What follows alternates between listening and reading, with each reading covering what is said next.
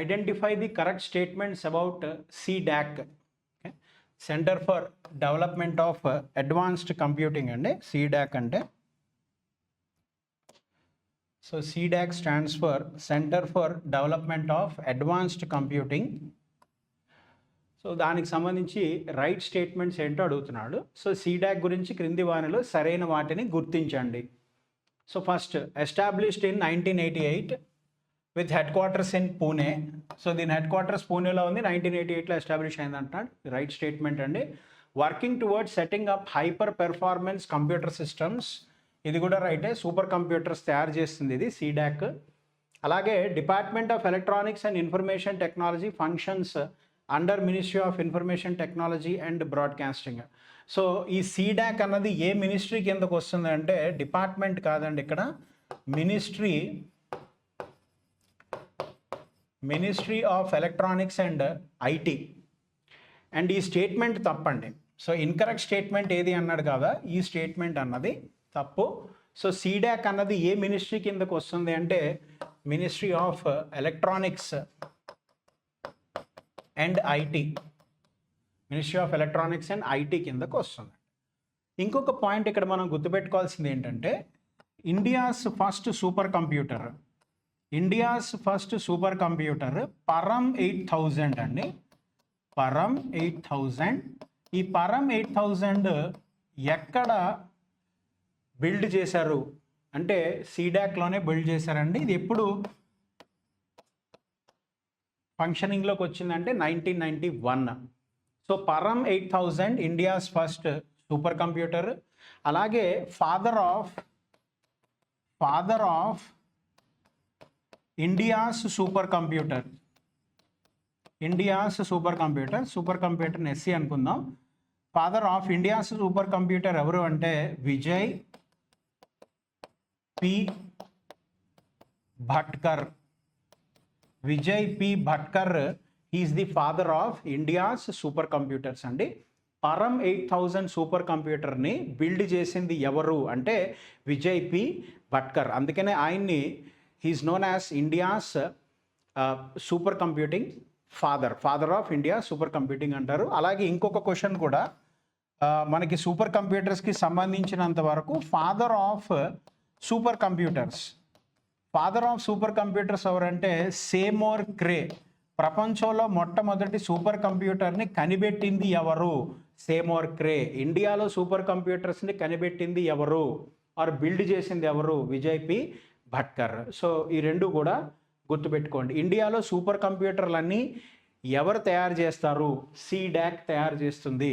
ఇండియాలో ఏవైనా మిషన్ ఉన్నదా సూపర్ కంప్యూటింగ్కి? ఏమైనా మిషన్ ఉందా అంటే నేషనల్ సూపర్ కంప్యూటింగ్ మిషన్ అని ఉందండి. National super computing machine. ఇది 2015లో స్టార్ట్ అయింది. ఇందులో 73 సూపర్ కంప్యూటర్లను బిల్డ్ చేయాలి అని చెప్పి ఈ మిషన్ తాలూకు మెయిన్ గోల్. ఈ పర్టికులర్ మిషన్లో ఈ 73 సూపర్ కంప్యూటర్లు ఎవరు బిల్డ్ చేస్తారు అంటే CDAC వాళ్ళే బిల్డ్ చేస్తారండి. డిజిటల్ ఇండియా కార్యక్రమంలో భాగంగా దేశవ్యాప్తంగా ఉన్న గ్రామ పంచాయతీలను ఈ క్రింది ఏ బ్రాడ్బ్యాండ్ హైవే ద్వారా అనుసంధించాలని అనుకుంటున్నారు? ఇంగ్లీష్లో ఒకసారి చూద్దాం. As part of the digital India programme which broadband highway is used to connect all gram panchayats across the country అండి. ఆన్సర్ ఏంటంటే నేషనల్ ఆప్టికల్ ఫైబర్ నెట్వర్క్. ఈ నేషనల్ ఆప్టికల్ ఫైబర్ నెట్వర్క్ 2011లో దీన్ని స్థాపించడం జరిగిందండి. ఇవాళ కాకపోతే నేషనల్ ఆప్టికల్ ఫైబర్ నెట్వర్క్ అని మనం దీన్ని అనటం లేదు, దీన్ని భారత్ నెట్ అని ఇవాళ అంటున్నాము. భారత్ నెట్ అని చెప్పి 2015లో దీని పేరు మార్చడం జరిగింది. నేషనల్ ఆప్టికల్ ఫైబర్ నెట్వర్క్ని భారత్ నెట్ అని రీనేమింగ్ ఏ సంవత్సరం చేశారంటే 2015లో చేశారు. ఇక్కడ మెయిన్గా మనం గుర్తుపెట్టుకోవాల్సిన point 2.5 lakh gram panchayats, 2.5 lakh gram పంచాయత్స్కి బ్రాడ్బ్యాండ్ కనెక్టివిటీ అంటే ఇంటర్నెట్ కనెక్టివిటీ, హై స్పీడ్ ఇంటర్నెట్ కనెక్టివిటీని ప్రొవైడ్ చేస్తారండి. Will get broadband connection. So ఇండియాలో 2.5 lakh గ్రామ పంచాయత్స్కి బ్రాడ్బ్యాండ్ కనెక్షన్స్ ఇవ్వడం అన్నది ఈ భారత్ నెట్ తాలూకా ముఖ్యమైన గోల్. అలాగే మనకి రీసెంట్గా ఫిబ్రవరి మంత్లోని మినిమం బ్రాడ్బ్యాండ్ స్పీడ్ని పెంచడం జరిగిందండి. బ్రాడ్బ్యాండ్ స్పీడ్ ఇవాళ ఇండియాలో మినిమం బ్రాడ్బ్యాండ్ స్పీడ్ ఎంత ఉండాలంటే 2 Mbps అండి. 2 Mbps. ముందు 512 ఉండేది, దాన్ని ఇప్పుడు 2 Mbpsకి ఇంక్రీజ్ చేయడం జరిగింది. Next match the following. మనకి ఇక్కడ ఇస్రో సెంటర్స్ ఇచ్చాడండి. ఆ ఇస్రో సెంటర్స్ని ప్లేసెస్తో మ్యాచ్ చేయమని అంటున్నాడు. So master control facility center ఎక్కడుందంటే హసన్లో ఉందండి, హసన్. అలాగే స్పేస్ అప్లికేషన్ సెంటర్ ఎక్కడుందంటే అహ్మదాబాద్. అలాగే అంతరిక్ష కార్పొరేషన్ ఎక్కడుందంటే బెంగళూరు. ఇది ఇస్రో తాలూకా కమర్షియల్ ఆర్మ్ ఇది. అలాగే లిక్విడ్ ప్రొపల్షన్ సిస్టమ్ సెంటర్, ఇక్కడ క్రయోజెనిక్ ఇంజిన్స్ టెస్ట్ చేయడం జరుగుతుందండి. ఇది మహేంద్రగిరి ఎక్కడుంది అంటే తమిళనాడులో ఉందండి. ఓకే, సో దేర్ఫోర్ ఈ 4 ఇన్స్టిట్యూషన్స్ని మ్యాచ్ చేయమన్నాడు. సో ఇప్పుడు ఆన్సర్ ఒక్కసారి చూద్దాం. మాస్టర్ కంట్రోల్ ఫెసిలిటీ మనకి హసన్లో ఉంది. సో 4, అలాగే B1, A4 B1, అలాగే మనకి C2. So answer C2 D3. D అనేది liquid propulsion Mahendragiri. So answer ఏమవుతుందంటేనండి, so answer is simply 2. Okay, 2. ఇక్కడ మనం డైరెక్ట్గా మ్యాచ్ చేసేసాం. సో దర్ఫోర్ ప్లీజ్ ఇది ఒక్కసారి చూసుకోండి. నెక్స్ట్ క్వశ్చన్ చూద్దాం. Identify the correct sentences regarding డిఆర్డిఓకి సంబంధించి కరెక్ట్ స్టేట్మెంట్ని ఐడెంటిఫై చేయండి అని అడుగుతున్నాడు. హెడ్ ఆఫీస్ ఎక్కడుంది, ఢిల్లీలో ఉందన్నాడు. రైట్ అండి. It works under ministry of defence, ఇది కూడా రైటే. Produces the necessary armaments for 3 armed forces, ఇది కూడా రైటే. సో ఇచ్చిన స్టేట్మెంట్స్ అన్నీ రైటే. So therefore answer is A, B and C అండి. నా డిఆర్డిఓ ఎప్పుడు ఎస్టాబ్లిష్ అయింది అంటే 1958లో ఎస్టాబ్లిష్ అయిందండి. ప్రస్తుతానికి ఈ డిఆర్డిఓలో ఎన్ని ల్యాబ్స్ ఉన్నాయంటే 52 ల్యాబ్స్ ఉన్నాయండి. డిఆర్డిఓ దేనికి ఫేమస్ అంటే DRDO is famous for building rockets or missiles.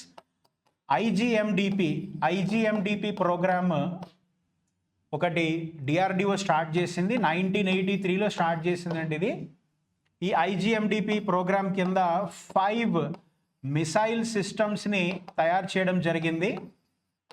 ఆ 5 మిసైల్ సిస్టమ్స్ మనకి బాగా పరిచయమే. అగ్ని మిసైల్, అలాగే Prithvi missile, Nag missile, Akash and లాస్ట్ది త్రిశూల్ అండి. త్రిశూల్ అన్నది తర్వాత డిస్కంటిన్యూ చేయడం జరిగింది. సో ఐజిఎండిపి ప్రోగ్రామ్ ఎవరు స్టార్ట్ చేశారు, డిఆర్డిఓ. అలాగే India's light combat aircraft LCA Tejas అంటారు. ఈ ఎల్సిఏ తేజస్ని కూడా ప్రాజెక్ట్ని కూడా స్టార్ట్ చేసింది డిఆర్డిఓ. అలాగే రేడార్ సిస్టమ్స్ని తయారు చేస్తుందండి, అలాగే నేవీకి సంబంధించి ఏఐపి అంటారు, ఎయిర్ ఇండిపెండెంట్ ప్రొపల్షన్ అంటారు. ఈ ఎయిర్ ఇండిపెండెంట్ ప్రొపల్షన్ సిస్టమ్స్ సబ్మరీన్స్లో యూజ్ చేస్తారండి. ఇది కూడా డిఆర్డిఓ టెస్ట్ చేస్తుంది. అలాగే క్వాంటమ్ కమ్యూనికేషన్ సిస్టమ్స్ను కూడా డిఆర్డిఓ టెస్ట్ చేస్తుంది. అలాగే ఫుడ్ టెక్నాలజీ మనం ఇస్రో గగన్యాన్ ప్రాజెక్ట్ స్టార్ట్ చేసిందండి. ఇండియన్స్ని స్పేస్లోకి పంపించాలని చెప్పి ఇస్రో గగన్యాన్ ప్రాజెక్ట్ని స్టార్ట్ చేసింది, గగన్యాన్ మిషన్ని స్టార్ట్ చేసింది. ఇప్పుడు ఈ మిషన్లోని మనం ఒక 10 రోజులో 15 రోజుల్లో మన ఇండియన్స్ స్పేస్లో ఉండాల్సి వస్తే అక్కడ వాళ్ళు తినడానికి అక్కడ వండుకొని తినడం పాసిబుల్ లేదు. సో దేర్ఫోర్ అక్కడ ఫుడ్ ప్యాకెట్స్ని తయారు చేయాలి. ఆ ఫుడ్ ప్యాకెట్ టెక్నాలజీని డెవలప్ చేసింది డిఆర్డిఓ అండి. మనం మరి మూన్ వరకు కూడా వెళ్ళక్కర్లేదు, స్పేస్ వరకు వెళ్ళక్కర్లేదు. సియాచిన్ గ్లేసియరే తీసుకుందాం. మన ఇండియన్ ఆర్మీ సోల్జర్స్ సియాచిన్ గ్లేసియర్లో ఇప్పుడు మనం మాట్లాడుకుంటున్నప్పుడు కూడా వాళ్ళు అక్కడే ఉన్నారు. సో వాళ్ళకి ఫుడ్ ఎలాగా అంటే వాళ్ళు కూడా అక్కడ వండుకోలేరు. -50 -60 డిగ్రీ సెంటిగ్రేడ్ దగ్గర వంట వండుకోవడం ఇంపాసిబుల్. సో దేర్ఫోర్ వాళ్ళకి కూడా అక్కడ ఫుడ్ ప్యాకెట్స్ అనేవి ఎసెన్షియల్ అవుతాయి. సో అక్కడ ఫుడ్ ప్యాకెట్ టెక్నాలజీ కూడా యూజ్ అవుతుందండి. సో సియాచిన్లో సోల్జర్స్కి ఫుడ్ ప్రొవైడ్ చేసేది ఎవరు అంటే డిఆర్డిఓ. మైసూర్లో ఉందండి food technology research centre. Mysore DRDO వాళ్ళది మైసూర్లో ఉంది. సో వాళ్ళు ఈ ఫుడ్ ప్యాకెట్స్ని, ఈ ఫుడ్ టెక్నాలజీని తయారు చేస్తారు. సో డిఆర్డిఓ కంట్రిబ్యూషన్ అన్నది చాలా ఉందండి మన ఇండియన్ ఆర్మ్డ్ ఫోర్సెస్కి సంబంధించినంత వరకు. Next, identify the correct sentence about genetically modified organisms. So genetically modified ఆర్గనిజమ్స్కి సంబంధించి రైట్ స్టేట్మెంట్ అడుగుతున్నాడు. కింది వాటిలో జన్యు పరివర్తిత జీవులకు సంబంధించి సరైన వ్యాఖ్యలను గుర్తించండి. ఆన్సర్ ఏంటంటే ఫస్ట్ అండి, altering the genes of organisms by mutations. ఈ జెనెటిక్ ఇంజనీరింగ్లో ఒక భాగం అండి ఇది. జెనెటికలీ మాడిఫైడ్ ఆర్గనిజమ్స్ జెనెటిక్ ఇంజనీరింగ్లో ఒక భాగం. ఈ జెనెటిక్ ఇంజనీరింగ్ ఏ సంవత్సరం మనకి స్టార్ట్ అయిందంటే 1973లో స్టార్ట్ అయిందండి. దీన్ని ఎవరు స్టార్ట్ చేశారు? జెనెటిక్ ఇంజనీరింగ్కి పితామహులు ఎవరు అంటే కోహెన్, అలాగే బోయర్. నా వీళ్ళిద్దరూ ఏంటి ఫైండ్ అవుట్ చేశారంటేనమ్మా, వీళ్ళిద్దరూ 2 ఎంజైమ్స్ని ఫైండ్ అవుట్ చేశారండి. ఏ ఆర్గనిజంలో ఫైండ్ అవుట్ చేశారంటే బ్యాక్టీరియాలో ఫైండ్ అవుట్ చేశారండి. ఆ 2 ఎంజైమ్స్ ఏంటంటే, ఒకటి రెస్ట్రిక్షన్ ఎంజైమ్ అంటారండి. రెస్ట్రిక్షన్ ఎంజైమ్ ఇవి ఏం చేస్తాయో ఒక నిమిషంలో చూద్దాం. రెండోది ligase. Okay, ligase enzyme. So ఇప్పుడు మనకి బ్యాక్టీరియా ఏం చేస్తుందంటేనమ్మా, బ్యాక్టీరియా తనను తాను ప్రొటెక్ట్ చేసుకోవడానికి, బ్యాక్టీరియా వైరస్ నుంచి ప్రొటెక్ట్ చేసుకోవడానికి, మనకు ఒక వైరస్ ఉంది, సే దట్ ఇది ఒక వైరస్ అనుకుందాం. ఈ వైరస్ అన్నది బ్యాక్టీరియాని అటాక్ చేసి ఈ బ్యాక్టీరియాలో ఏదైతే డిఎన్ఏ ఉందో దాంట్లోపల తన సొంత డిఎన్ఏని పెట్టడానికి ట్రై చేస్తుందండి. ఇక్కడ పాయింట్ చాలా సింపుల్. వైరస్ అన్నది బ్యాక్టీరియా ఏదైతే సింగిల్ సెల్ ఉంటుందో ఆ సెల్లోకి వెళ్ళి ఆ సెల్లో ఉన్న డిఎన్ఏలోని ఈ వైరస్ తన డిఎన్ఏని పెట్టడానికి ట్రై చేస్తుంది. ఎప్పుడైతే వైరస్ తన డిఎన్ఏని బ్యాక్టీరియాలు ఇంట్రడ్యూస్ చేస్తుందో ఆటోమేటిక్గా ఆ సెల్ కంట్రోల్ మొత్తం కూడా వైరస్ చేతుల్లోకి వెళ్ళిపోతుంది. ఆ వైరస్ అప్పుడు ఏం చేస్తుందంటే ఆ సెల్లో ఉన్న పదార్థాలన్నింటినీ వాడుకుంటూ ఇంకా కొత్త వైరస్ని సృష్టించడం మొదలు పెడుతుంది. సో అలాగా వైరస్ అన్నది మనకి పెరుగుతూ పోతుంది, ఆ సంఖ్య పెరుగుతుందండి. సో ఇక్కడ మనం చదవాల్సింది ఏంటంటే ఈ బ్యాక్టీరియా మరి వైరస్ తాలూకా అటాక్ నుంచి ఎలా తప్పించుకుంటుంది అంటే, ఎప్పుడైతే వైరస్ బ్యాక్టీరియా తాలూకా డిఎన్ఏని అటాక్ చేసి తన డిఎన్ఏని పెడుతుందో వెంటనే రెస్ట్రిక్షన్ ఎంజైమ్, దీన్ని సిజర్ అనుకోవచ్చండి మనం, ఒక కత్తెరలాగా వర్క్ చేస్తుంది. ఇది ఒక కత్తెరలా వర్క్ చేస్తుంది. వెంటనే ఆ వైరస్ తాలూకా డిఎన్ఏని కట్ చేసేస్తుందండి, కట్ చేసి బయటికి విసిరేస్తుంది. అలాగా బ్యాక్టీరియా వైరస్ తాలూకా అటాక్ నుంచి తనను తాను ప్రొటెక్ట్ చేసుకుంటుంది. ఈ ఎంజైమ్ని ఫస్ట్ కనుక్కున్నది ఎవరంటే కోహెన్, బోయర్ కనుక్కున్నారు. సో వాళ్ళకి ఇప్పుడు వచ్చిన ఐడియా ఏంటంటే ఈ రెస్ట్రిక్షన్ ఎంజైమ్ యూజ్ చేసి మనం డిఎన్ఏలో ఏ భాగాన్నైనా కట్ చేయొచ్చు కదా అనే ఐడియా వాళ్ళకి వచ్చింది. సో అలాగా మనకి డిఎన్ఏని కట్ చేయడానికి సిజర్స్ మొట్టమొదటగా దొరికాయి 1973లో. వాటిని రెస్ట్రిక్షన్ ఎంజైమ్స్ అంటారు. చాలా రకాలు ఉంటాయి ఇవి రెస్ట్రిక్షన్ ఎంజైమ్స్.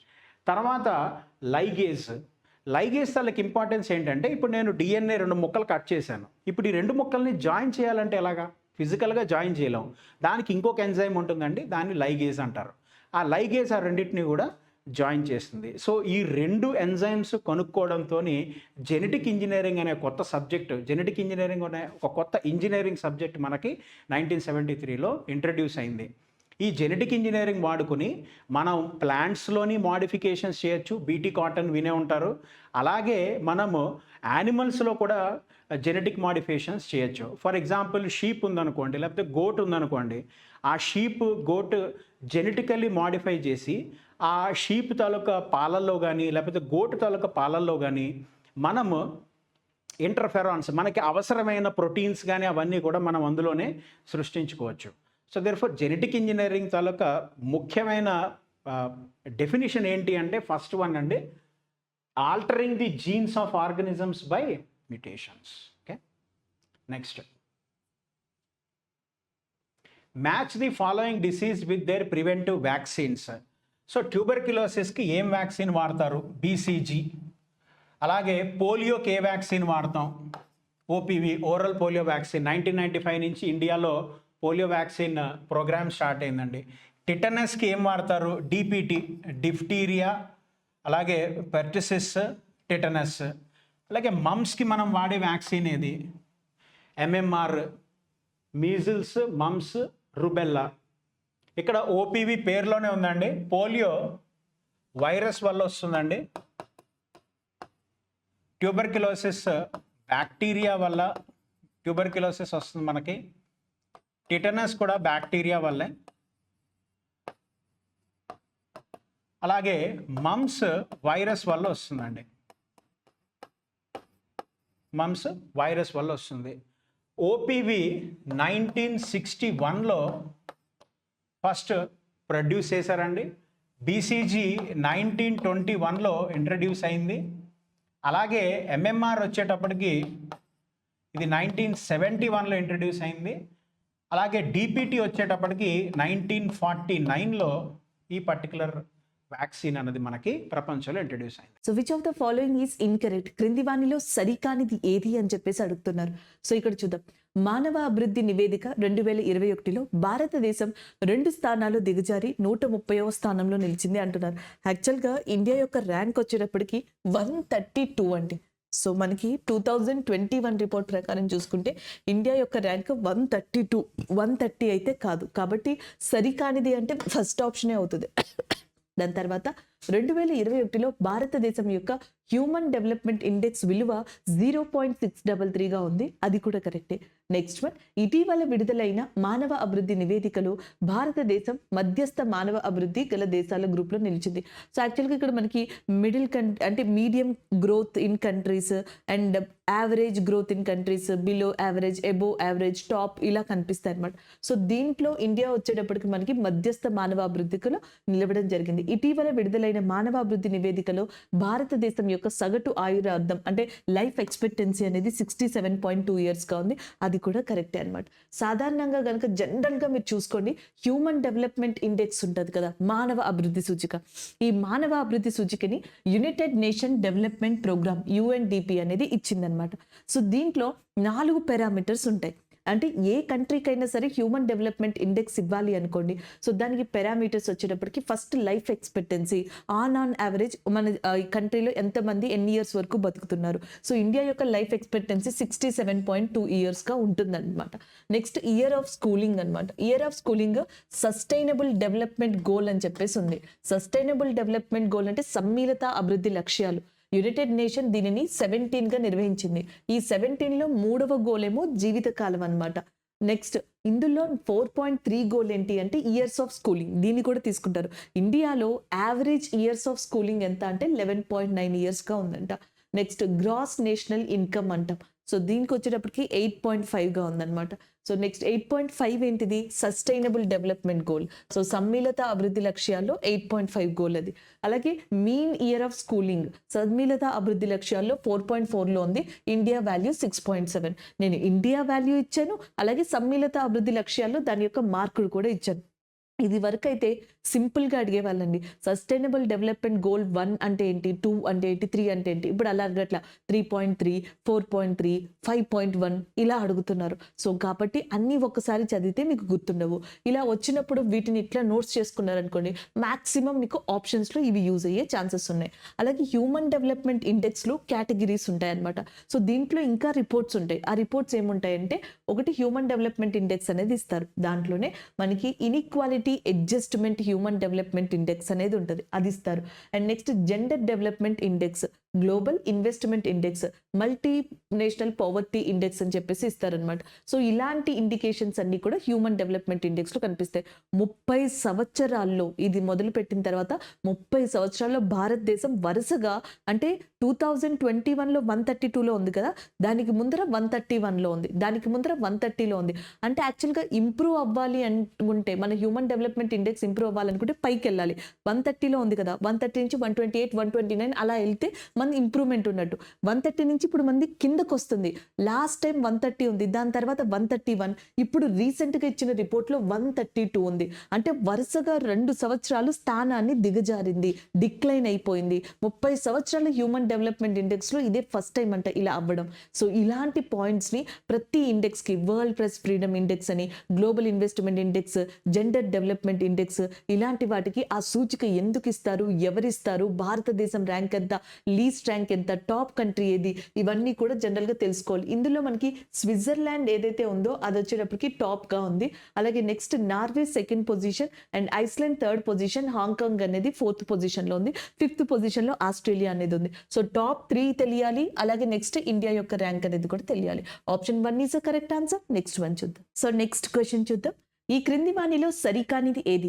ఐఎన్ఎస్ విక్రాంత్ అనే ఒక ఎయిర్ క్రాఫ్ట్ క్యారియర్ గురించి ఇచ్చారు. ఐఎన్ఎస్ విక్రాంత్ అనేది షిప్పే, కానీ ఇది మనకి ఎయిర్ క్రాఫ్ట్స్ ఏవైతే ఉన్నాయో మన ఇండియన్ ఎయిర్ ఫోర్స్ కి సంబంధించి కానీ, డిఫెన్స్ సిస్టమ్ కి సంబంధించి కానీ, సో వాటికి సంబంధించిన ఎయిర్ క్రాఫ్ట్ క్యారియర్ గా దీన్ని చెప్పడం జరుగుతుంది. ఇంకొక స్పెషాలిటీ, దీన్ని ఇండియాని సొంత టెక్నాలజీతో నిర్మించింది అనమాట. సో దేశీయంగా నిర్మించిన విమాన వాహన యుద్ధ నౌక, తొలి విమాన వాహన యుద్ధ నౌక ఐఎన్ఎస్ విక్రాంత్ గా చెప్తారు. అది correct answer. And the first indigenous manufacturing air craft carrier అనమాట. నెక్స్ట్ 1, September 2న మోదీ దీన్ని కొచ్చిన్ షిప్ యార్డ్ లో ప్రారంభించారు. ఈవెన్ దీన్ని తయారు చేసింది కూడా కొచ్చిన్ షిప్ యార్డే అనమాట. అండ్ 1971లో భారత్ పాక్ యుద్ధంలో కీలక పాత్ర పోషించిన భారత్ తొలి విమాన వాహన నౌక ఐఎన్ఎస్ విక్రాంత్ పేరుని దీనికి పెట్టడం జరిగింది. అది కూడా కరెక్టే. సో నెక్స్ట్ పాయింట్ చూద్దాం. ఐఎన్ఎస్ విక్రాంత్ కి దేశీయంగా అండ్ నిర్మించడంతో విమాన వాహన నౌకలని సొంతంగా నిర్మించుకోగల సామర్థ్యం ఉన్న 5వ దేశంగా భారతదేశం నిలిచింది. సో దీన్ని నేను తప్పంటాను. ఏది తప్పని అడిగారు కదా, ఐఎన్ఎస్ విక్రాంత్ ఏదైతే ఉందో సో దాన్ని మనం సొంతంగా తయారు చేసుకున్నాం. దీంతో ఇలాంటి సొంతంగా విమాన వాహన యుద్ధ నౌకల్ని తయారు చేసుకునే కంట్రీస్ లో ఇండియా 5వది అని చెప్పేసి అంటున్నారు. నేనేమో 5వది కాదు 6వది అని చెప్పేసి అంటున్నాను. సో దీనికి రీజన్ ఏంటనేది చూద్దాం. దాని ప్రకారం చూసుకుంటే ఇది తప్పనమాట. సో ఒకసారి ఇక్కడ చూడండి. ఐఎన్ఎస్ విక్రాంత్ భారతదేశం యొక్క మొట్టమొదటి ఎయిర్ క్రాఫ్ట్ క్యారియర్ గా చెప్పడం జరుగుతుందన్నమాట. ఇది వరకు ప్రపంచంలో USA, UK, Russia, China, France already 5 కంట్రీలు తమ యొక్క సొంత పరిజ్ఞానంతో మనకి ఈ యుద్ధ నౌకల్ని తయారు చేసుకుంటున్నాయి. ఇప్పుడు ఈ లిస్ట్ లోకి ఇండియా కొత్తగా జాయిన్ అయింది. అప్పుడు ఇండియా యొక్క ప్లేస్ ఏమవుతుందంటే 6వ స్థానం అవుతుంది, కానీ 5వ స్థానం అనేది అవ్వదు. సో కాబట్టి పర్ఫెక్ట్ గా ఇక్కడ ఆ 4th ఆప్షన్ అనేది తప్పనమాట. ఇంకా నెక్స్ట్ చూద్దాం.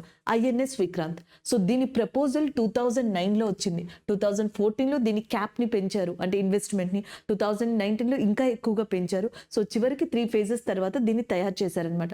ఈ ఐఎన్ఎస్ విక్రాంత్ వచ్చేటప్పటికి దీని లెంత్ 262 meters గా ఉంటుంది, విడ్త్ 62 meters, హైట్ వచ్చేటప్పటికి 59 meters గా ఉంటుంది అనమాట. అలాగే లోపల వచ్చేటప్పటికి 2200 కోచెస్ ఉన్నాయి. అలాగే 1600 మంది పీపుల్ దీంట్లో పెట్టగలరంట, ఆ కెపాసిటీ ఉంది. అండ్ ఇంకొకటి ఏంటంటే విమెన్ నేవీ ఆఫీసర్స్ కి ప్రత్యేకంగా దీంట్లో మనకి క్యాబిన్స్ ఉన్నాయంట. అండ్ నార్మల్ స్పీడ్ 18 knots అంటున్నారు. అండ్ మాక్సిమం స్పీడ్ వచ్చేటప్పటికి నార్మల్ గా 28 knots గా కూడా చెప్పడం జరుగుతుంది. అండ్ నెక్స్ట్ చూసుకున్నట్టయితే ఇందులో 4 జనరల్ ఎలక్ట్రిక్ గ్యాస్ టర్బైన్స్ అనేవి ఉన్నాయి. ఇదంతా మాకు ఎందుకు మేడం అంటే, బై ఛాన్స్ ఇది మనం మొట్టమొదటిగా మన సొంత టెక్నాలజీతో తయారు చేసుకున్నాం కదా, సో అందుకని చెప్పేసి ఇందులో ఉన్న ప్రతిదీ కూడా క్షుణ్ణంగా తెలియాలన్న ఉద్దేశంతో మేము చెప్తున్నాం అంతే ఇక్కడ. అండ్ నెక్స్ట్ 1, దీని యొక్క ట్యాగ్ లైన్ వచ్చేటప్పటికి జయమే సంయుద్ధి సంప్రద. సో ఇది ఋగ్వేద నుంచి తీసుకున్నారంట, జయమే సమృద్ధి సంప్రద అనే దాన్ని. సో అది ట్యాగ్ లైన్ గా ఉంది. ఈ మొత్తం ఐఎన్ఎస్ విక్రాంత్ అనే షిప్ దేని మీద వర్క్ అవుతుంది అంటే, స్టోబర్ అనే టెక్నాలజీ మీద. Short take off but arrested recovery mechanism, short take off but arrested recovery mechanism అనే దాని మీద ఇది వర్క్ అవుతుందంట. అండ్ ఎస్పెషల్లీ ఇది కోల్కతా, జలంధర్, కోటా, హైదరాబాద్, పూణే, అంబాలా, ఇండోర్, ఢిల్లీ ఇక్కడ మ్యానుఫ్యాక్చర్ చేసిన ఏవైతే ఎయిర్ క్రాఫ్ట్స్ ఉంటాయో సో వాటిని ఇది క్యారీ చేయగలదన్నమాట. అండ్ ఎస్పెషల్లీ ఈ స్టోబర్ అనే టెక్నాలజీ మిగ్ Su-29K, Su-33 లాంటి ఎయిర్ క్రాఫ్ట్స్ కి బాగా పనిచేస్తుందంట. సో ఇక్కడ మనం కంప్లీట్ గా దీని గురించిన ఐడెంటిఫికేషన్స్ తెలుసుకున్నాం, ఇది ఎందుకు వర్క్ చేస్తుంది అనేది తెలుసుకున్నాం, దీని టెక్నాలజీని తెలుసుకున్నాం, ఇలాంటి వాటిలో ఇండియా 6th ప్లేస్ లో ఉందని కూడా తెలుసుకున్నాం. సో ఇప్పుడు దీని మీద ఎలాంటి క్వశ్చన్ ఇచ్చినా సరే మీరు ఆన్సర్ చేయొచ్చు. అలాగే ఇండియన్ నేవీకి సంబంధించి ఆర్ హరికుమార్ గారు ఎవరైతే ఉన్నారో సో ఆయన మనకి అడ్మిరల్ గా ఉన్నారు, ఇండియన్ నేవీ అడ్మిరల్ గా. ఇండియన్ నేవీ డే వచ్చేటప్పటికి December 4th. రీసెంట్ గా ఏం చేశారంటే ఈ ఇండియన్ నేవీలో విమెన్స్ ని ఇంకా ఎక్కువగా తీసుకునేందుకు ఇండియన్ నేవీ విమెన్ ఆఫీసర్స్ తో ఒక క్యాంపెయిన్ ని స్టార్ట్ చేశారనమాట, మోటార్ యాత్ర. ఇండియన్ నేవీ రీసెంట్ గా విమెన్ ఆఫీసర్స్ తో మోటార్ యాత్రని స్టార్ట్ చేసింది. ఎక్కడి నుంచి ఎక్కడి వరకు అని అడిగారు అనుకోండి, ప్లేస్ వచ్చేటప్పటికి ఢిల్లీ అన్నమాట. సో ఢిల్లీలోని మనకి ఏదైతే ఈ కర్తవ్య పద అంటాం చూసారా, సో ఆ కర్తవ్య పద ప్రాంతం దగ్గర నుంచి ఆల్మోస్ట్ మనకి రాజస్థాన్ ప్రాంతం వరకు, ఈ కర్తవ్య పద దగ్గర కూడా ఢిల్లీలో వార్ మెమోరియల్ ఒకటి ఉందన్నమాట. ఢిల్లీ వార్ మెమోరియల్ దగ్గర నుంచి రాజస్థాన్ లో లాంజేవాలా వార్ మెమోరియల్ అని చెప్పేసి ఉంది, అక్కడ వరకునంట. దాదాపుగా 12 days 2200 kilometers విమెన్ ఆఫీసర్స్ ఇక్కడ సోర్ హై అనే ఒక స్లోగన్ తోటి అండ్ షీ ఈజ్ అన్స్టాపబుల్ అనే ఒక ట్యాగ్ లైన్ తో ఈ క్యాంపెయిన్ ని నిర్వహించనున్నారు. ఇది నేవీకి సంబంధించిన కరెంట్ అఫైర్ కాబట్టి ఈ రెండింటిని కలిపి చదువుకోండి, అప్పుడు మీరు మర్చిపోరు అనమాట. So this is all about this question. అర్థమైంది కదా అండి. సో ఇక్కడ ఆప్షన్ ఏమవుతుంది, అప్పుడు 4 అనేది రాంగ్ ఆన్సర్ అవుతుంది. సో నెక్స్ట్ క్వశ్చన్ చూద్దాం. సో నెక్స్ట్ క్వశ్చన్, ఇటీవల ఇస్రో IAD సాంకేతికని విజయవంతంగా పరీక్షించింది, దీనికి సంబంధించిన సరైన వాక్యాలు ఏవి? So recently ISRO successfully tested IAD technology, choose the correct statements regarding this అని చెప్పేసి అంటున్నారు. సో ఇక్కడ ఫస్ట్ ఆప్షన్ లో IAD అంటే అర్థం ఇన్ఫ్లాటబుల్ ఏరోడైనమిక్ డీసెలరేటర్ అని చెప్పేసి ఇచ్చారు. సో యాక్చువల్గా ఇక్కడ మీకు ఏరోడైనమిక్స్ అని చెప్పేసి కనిపిస్తున్నాయి కదా.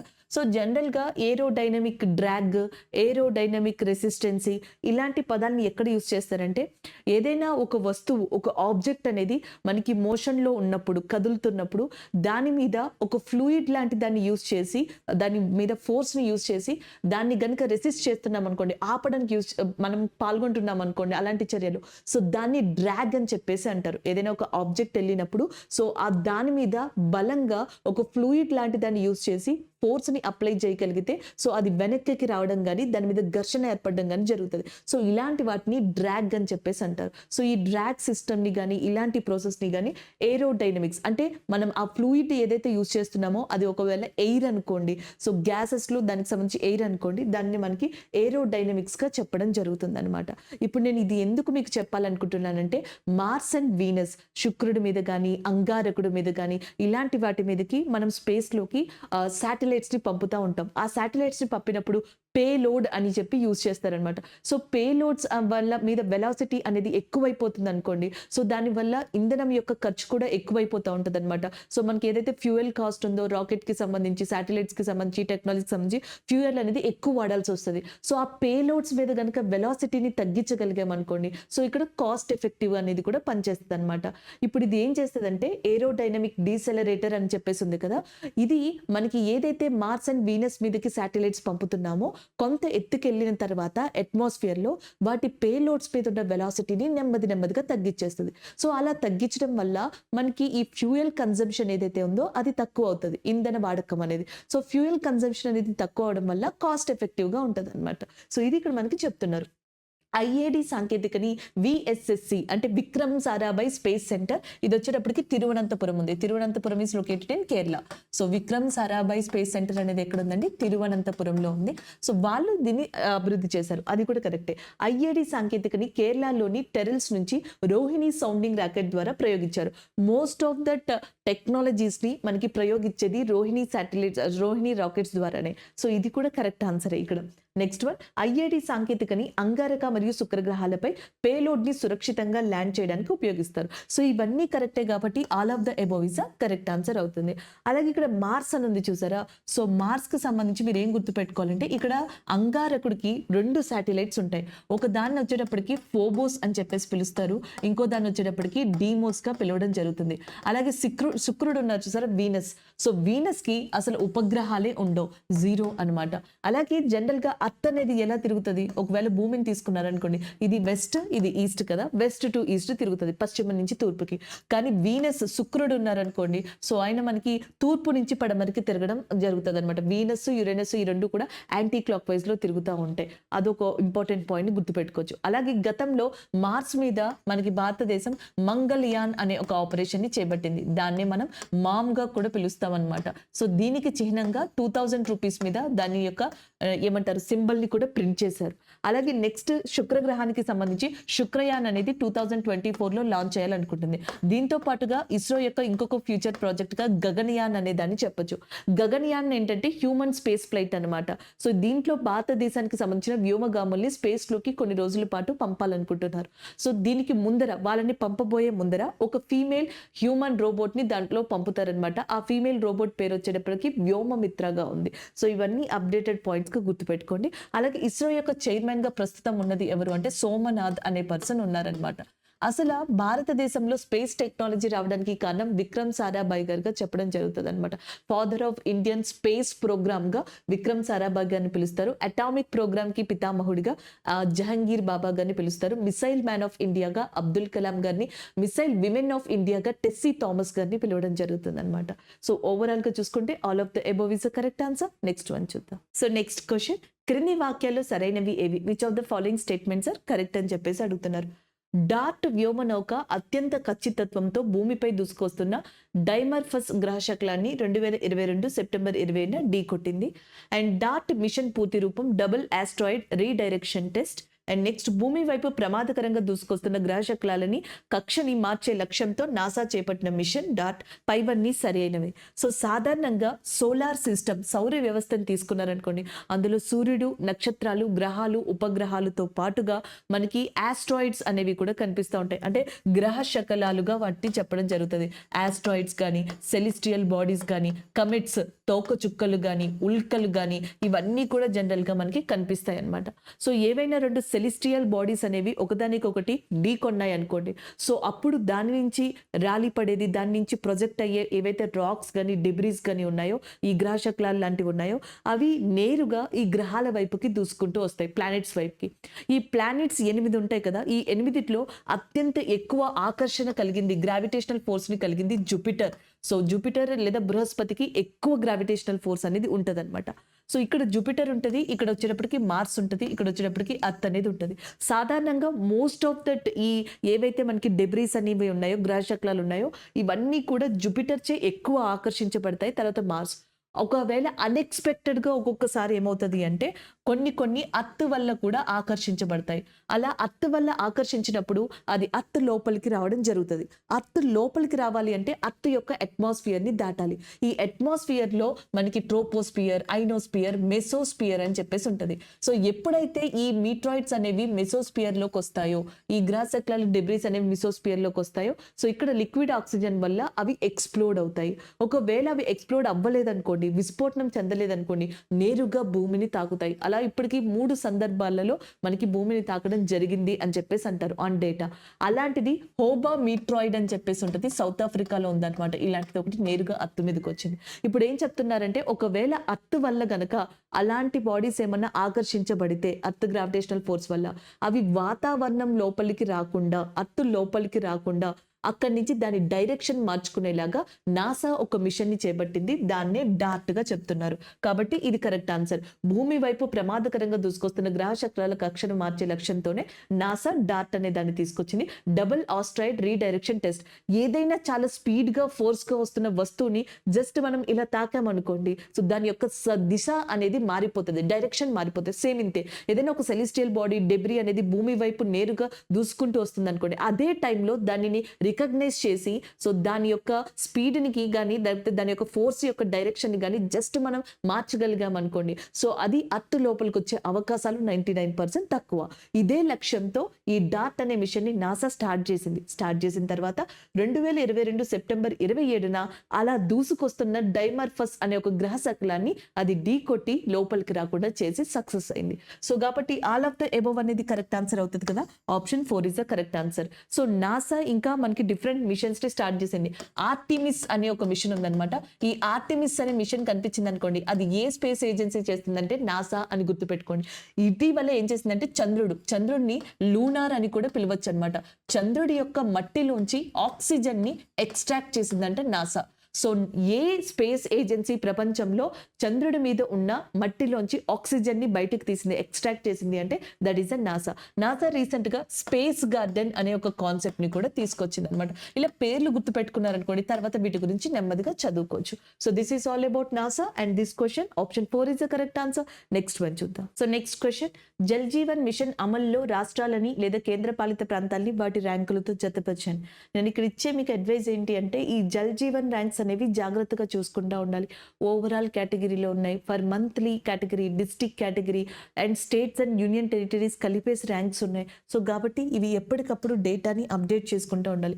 మొత్తం రాష్ట్రాలు కేంద్ర పాలిత ప్రాంతాలు అన్నీ కలుపుకుని ఇవి అమల్లో ఉన్న దాంట్లో చూసుకుంటే పుదుచ్చేరి అనేది టాప్లో ఉంది, సెకండ్ ర్యాంక్లో తమిళనాడు, థర్డ్ ర్యాంక్లో హిమాచల్ ప్రదేశ్, ఫోర్త్ ర్యాంక్లో గోవా అనేవి ఉన్నాయి. 1, 2, 3, 4 అనేది కరెక్ట్ ఆన్సర్ అవుతుంది అనమాట దీనికి సంబంధించి.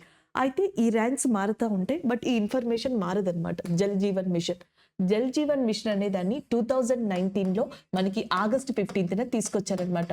హర్ ఘర్ నాల్ సే జల్ అని చెప్పేసి మనకి తీసుకురావడం జరిగింది. అంటే ప్రతి ఇంటికి కూడా ట్యాప్ వాటర్ అనేది ప్రొవైడ్ చేయాలి. సో మనకి 2024 టార్గెట్గా పెట్టుకుని అండ్ ప్రతి ఇంటికి కూడా 55 litres of water per day per person కింద మనకి టార్గెట్ పెట్టుకోవడం జరిగింది. ఈవెన్ సస్టైనబుల్ డెవలప్మెంట్ గోల్, సమ్మిళిత అభివృద్ధి లక్ష్యాల్లో ఈ లక్ష్యం 6వదిగా ఉందన్నమాట. సో ఇలాంటి దాన్ని చెయ్యాలి అని జల్ జీవన్ మిషన్ అనే దాన్ని స్థాపించారు.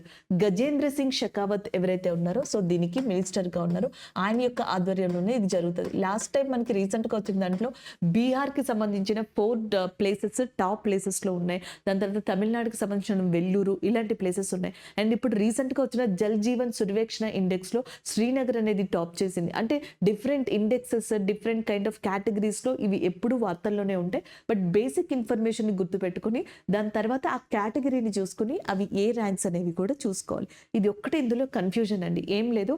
రాష్ట్రాలు కేంద్ర పాలిత ప్రాంతాలకి ర్యాంక్స్ ఇస్తారు, అలాగే నెక్స్ట్ డిస్ట్రిక్ట్స్ ఉంటాయి చూసారా, జిల్లాలు, వాటి పరంగా ర్యాంక్స్ ఇస్తారు, సిటీస్ పరంగా ర్యాంక్స్ ఇస్తారు, అలా విడివిడిగా ఇవ్వడం జరుగుతుంది. సో వాటిని జాగ్రత్తగా చూసుకోవాలి. అలాగే ఈ జల్ జీవన్ మిషన్ కింద పానీ సమితి అనే దాన్ని ఏర్పరిచారనమాట. ప్రతి గ్రామాల్లో మనకి పానీ సమితి అనేది ఉంటుంది. ఈ పానీ సమితిలో దాదాపుగా 10 to 15 మెంబర్స్ ఉంటారు.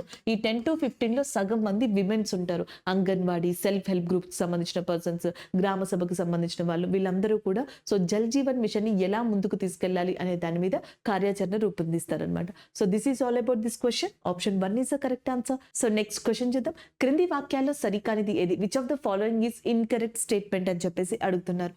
సో చంద్రుని ఉపరితలం మీద పుష్కలంగా సోడియం ఉన్నట్లు ఇటీవల చంద్రయాన్ 2 గుర్తించింది.